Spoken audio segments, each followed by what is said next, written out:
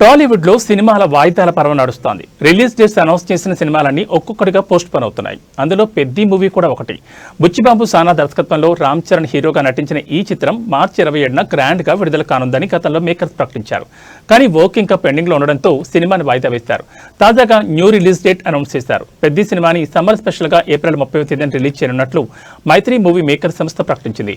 Ram Charan movie కోసం అనుకున్న slot లో మార్చి 26వ తేదీన ఉస్తాద్ భగత్ సింగ్ చిత్రాన్ని విడుదల చేయనున్నట్టు తెలిపారు.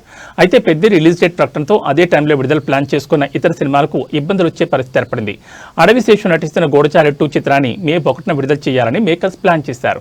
మరోవైపు అక్కినేని నిఖిల్ హీరోగా నటిస్తున్న లెనిన్ మూవీని అదే తేదీన ప్రేక్షకుల ముందుకు తీసుకురానున్నట్లు అన్నపూర్ణ స్టూడియోస్ సంస్థ ప్రకటించింది.